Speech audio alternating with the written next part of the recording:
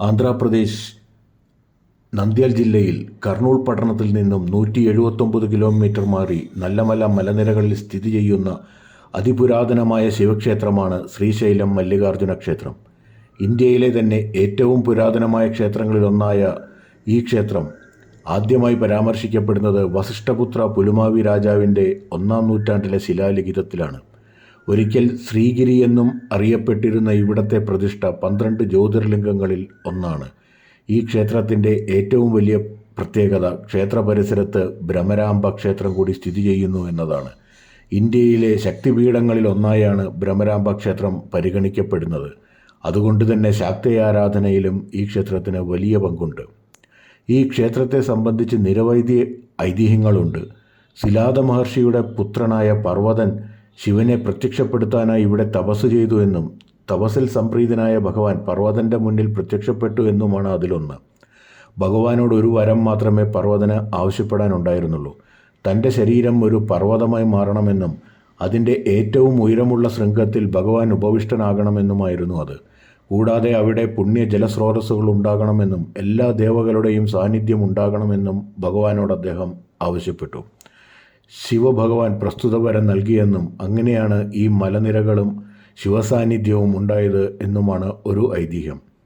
അരുണാസുര നിഗ്രഹത്തിനായി ദേവി ആദിപരാശക്തി ഒരു വണ്ടിൻ്റെ ഭ്രമരം രൂപമെടുത്തെന്നും അസുര നിഗ്രഹത്തിന് ശേഷം ദേവി ഇവിടെ എത്തി ഇവിടെ ഭ്രമരാംബയായി കുടികൊണ്ടു എന്നുമാണ് ഭ്രമരാംബ ക്ഷേത്രത്തെക്കുറിച്ചുള്ളത്. മാത്രമല്ല സതീദേവിയുടെ കഴുത്ത് ഇവിടെ പതിച്ചു എന്നൊരു ഐതിഹ്യമുണ്ട്. അതിനാലാണ് ഇവിടം ഒരു ശക്തിപീഠമായി കരുതപ്പെടുന്നത്. വേറെയും ചില ഐതിഹ്യങ്ങൾ ഈ ക്ഷേത്രവുമായി ബന്ധപ്പെട്ടുണ്ട്. 1-ാം നൂറ്റാണ്ടിലെ പുലമാവി നാസിക് ശിലാലിഖിതത്തിലാണ് ഈ ക്ഷേത്രത്തെക്കുറിച്ച് ഇതുവരെ ലഭിച്ചിട്ടുള്ളതിൽ ഏറ്റവും ആദ്യത്തെ പരാമർശമുള്ളത്. മല്ലികാർജുന സ്വാമിയുടെ ആരാധനയുമായി ബന്ധപ്പെട്ട ചില പരാമർശങ്ങളാണ് അതിലുള്ളത്.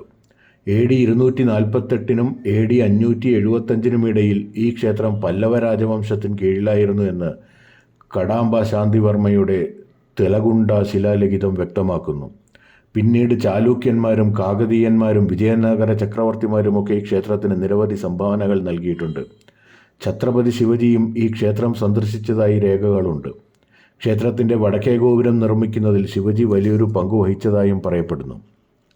പ്രത്യേക അഭിഷേകങ്ങളും ഹോമങ്ങളും ഇവിടെ ഭക്തർക്കായി കഴിക്കുന്നുണ്ട്. ഗണപതി ഹോമം, രുദ്രഹോമം, മഹാന്യാസ പൂർവക രുദ്രഹോമം, മഹാമൃത്യുഞ്ജയ ഹോമം, നവഗ്രഹ ഹോമം, ലക്ഷബില്ലു അർച്ചന, ചന്ദ്രബിംബാഭിഷേകം എന്നിവയാണ് അവയിൽ പ്രധാനം. കൂടാതെ കുമാരസ്വാമി ക്ഷേത്രത്തിൽ സർപ്പദോഷ നിവാരണ പൂജ, വൃദ്ധമല്ലികാർജുന സ്വാമിക്ക് മുൻപിൽ മഹാമൃത്യുഞ്ജയ ഹോമം, ഗോപൂജ തുടങ്ങിയവയും നടത്തുന്നുണ്ട്. തിങ്കളാഴ്ച ദിവസങ്ങളിൽ മാത്രം രാവിലെ 7 മുതൽ 7:30 മണി വരെ രഥോത്സവം ഉണ്ടായിരിക്കും. ഭ്രമരാംബ ക്ഷേത്രത്തിൽ ശ്രീചക്രത്തിൽ കുങ്കുമപൂജ, പ്രകാരമണ്ഡപത്തിൽ കുങ്കുമാർച്ചന, ഗൗരീവ്രതം, ചണ്ഡീഹോമം, നവഗ്രഹ പൂജ, ശ്രീചക്രത്തിൽ ലക്ഷ കുങ്കുമാർച്ചന എന്നിവയും പ്രധാനമാണ്. അതുകൂടാതെ 2 ക്ഷേത്രങ്ങളിൽ രാവിലെ 7:15 കല്യാണോത്സവവും നടത്തും. ശ്രീശൈലത്തേക്ക് യാത്ര തുടങ്ങുന്നതിന് മുൻപ് നിങ്ങളുടെ ഇഷ്ടദേവനെ അല്ലെങ്കിൽ ദേവിയെ മനസ്സുരുകി പ്രാർത്ഥിക്കണം. കുളിച്ച് ശുദ്ധിയായി വേണം ക്ഷേത്രത്തിൽ പ്രവേശിക്കാൻ. ക്ഷേത്ര മതിൽക്കകത്ത് മന്ത്രോച്ചാരണമല്ലാതെ മറ്റ് ശബ്ദങ്ങൾ പാടില്ല. മദ്യം, മാംസാഹാരം തുടങ്ങിയവ കഴിച്ച് ക്ഷേത്രത്തിൽ പ്രവേശിക്കരുത്. ഹൈദരാബാദ് വിമാനത്താവളത്തിൽ നിന്ന് 156 കിലോമീറ്ററും വിജയവാഡ വിമാനത്താവളത്തിൽ നിന്ന് 199 കിലോമീറ്ററുമാണ് ശ്രീശൈലത്തേക്കുള്ള ദൂരം.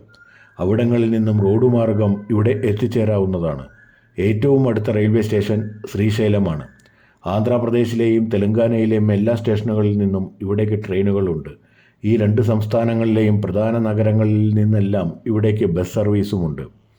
ഭക്തർക്ക് താമസിക്കുന്നതിനായി ക്ഷേത്രത്തിൻ്റെ ഉടമസ്ഥതയിൽ 23 ഡീലക്സ് യൂട്ടുകളുള്ള പാതാളേശ്വരം സദൻ, 100 മുറികളുള്ള ശിവസദൻ ഗസ്റ്റ് ഹൗസ് എന്നിവയുണ്ട്. അതുകൂടാതെ തിരുപ്പതി ദേവസ്വത്തിൻ്റെ ചണ്ഡീശ്വര സദനം എന്ന ഗസ്റ്റ് ഹൗസും ഇവിടെയുണ്ട്.